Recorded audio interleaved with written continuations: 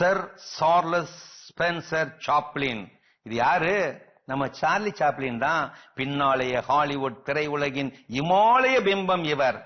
உலகின் தலை சிறந்த தத்துவ வாழ்வியல் நகைச்சுவை நடிகராக நேசிக்கப்பட்டவர் இவர். இவர் புகழின் உச்சியிலே இருந்தபோது சாப்ளின் மாறுவேட போட்டி ஒன்று அறிவிக்கப்பட்டது.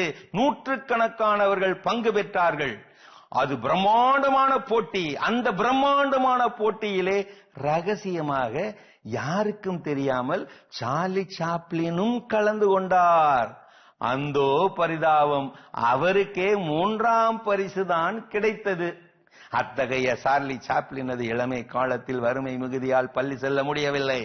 அவருடைய அம்மாதான் அவருக்கு ஆங்கிலம் கற்பித்தார்கள். சின்ன வயதிலேயே மிக நீண்ட வசனங்களை இலகுவாக மனப்பாடம் செய்து அவர் பேசுவார். தனது 17 வயதில் சர்க்கஸில் சேர்ந்து சாகசங்களை செய்தார். அங்கு மிக நீண்டமான வசனங்களை மிக அழகாகவும் ஏற்ற இரக்கத்தோடும் பேசுவார். அதை ஒரு சிலரே ரசித்தார்கள். பலர் உம்முனா மூஞ்சிகளாகவே கிடந்தார்கள். முறைத்து வேறு பார்த்தார்கள். இதையெல்லாம் கவனித்த சாப்ளின் கடும் கோபம் கொண்டார். சர்க்கஸ் நிர்வாகியிடம் போய் கத்தினார், யார் இவர்கள்? மனிதர்களா மிருகங்களா? ரசிக்கவே தெரியவில்லையே. நிர்வாகி சொன்னார், சாப்ளின், அவர்கள் மேல் தவறு இல்லை.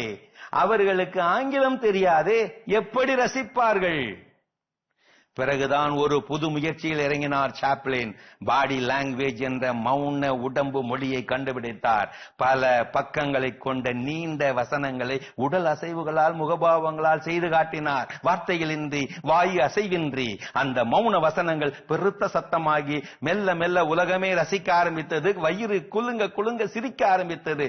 இன்றைக்கும் அந்த சாப்ளின் தான் உடல் மொழியின் தந்தை. மௌன நடிப்பின் வீரிய வீச்சு.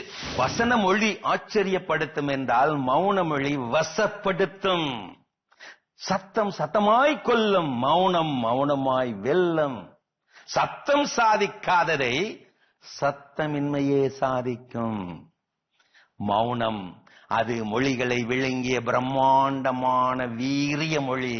சலனமற்ற சத்தங்களின் நிசப்த சங்கீத சகல நிம்மதி. அண்ட சராசர ஆண்டவனின் அட்டகாசமான ஆளுமை மொழி மௌனம் மொழி.